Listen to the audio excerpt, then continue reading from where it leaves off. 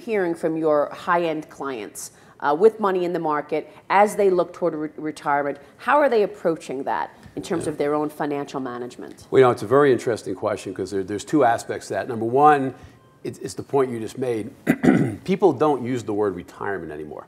When I talk to, whether they're friends, whether they're colleagues, whether they're clients, people talk about the next phase, the next challenge, the next leg of the journey.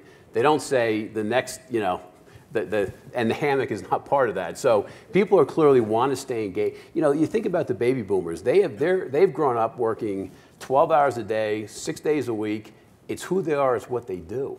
They're not going to turn that off. They're not going to turn. That's a DNA thing. Right. It doesn't. There's no switch, right? Right. You look for it, but it's not there. So number one, there's a very different mindset. So some people are maybe they'll stop doing what they're doing now. Some are going to start new businesses. A lot are going to go into nonprofit, but they're going to do stuff. That's number one. Number two, there was an interesting thing. The survey we did last year, again, non-U.S. trust clients, a big percentage, over 50%, said that they did not consider leaving money to their children as a high priority. And people were shocked by that, like, oh my God, right? I didn't hear that. That's interesting. And people said to us, well, what do you make of that?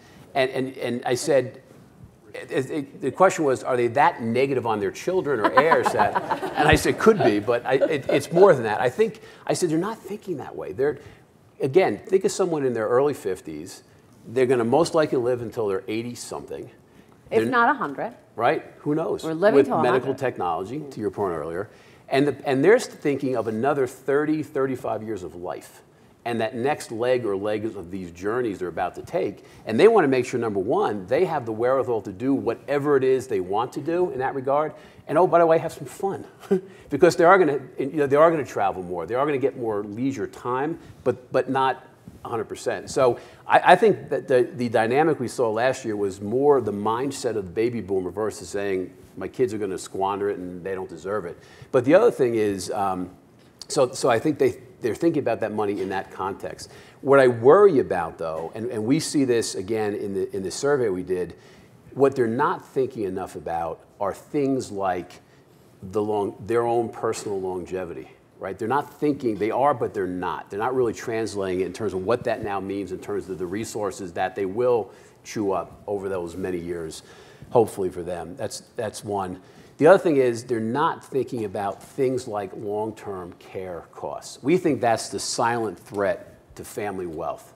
And what's interesting is... People don't realize how expensive it is. Oh my goodness. And it's not only their own, but increasingly the needs of parents, the needs of adult children. You're the sandwich generation. You're taking care of your parents and you're taking care of your kids. And in some cases, you're taking care of siblings who maybe weren't as successful as you. So you've got siblings, parents, adult children, maybe broken marriages, whatever's leading to it. So you've got all of those individuals in addition to your own issues from long-term care. And people are already today spending money to help parents, to help siblings, to help other adult children. And yet those same people, they're watching the movie begin to play. 2/3 of them have not built long-term care costs, either their own or their families, into their financial plans. So they're dramatically exposed. And I'm worried that that's indicative of a broader populace of wealthy out there who are still too narrowly focused on, am I getting that return I need to want to get, and not thinking about the bigger picture, which could be even more profoundly impactful. You think about it, I mean, long-term care costs versus another 50 or 100 basis points on an investment portfolio.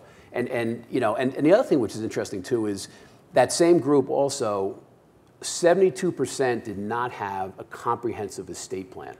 And you think, how could these folks, they're smart, they're successful, they have wealth. Again, I think they don't think of their own mortality, number one, because again, it's the I'm going to live forever generation, so that's part of the problem. But 72%. And many of them are not using, as a result, tools like trusts. They're misunderstood, they're underutilized. And you say, well, why not? Two answers, which are kind of scary. One, procrastination.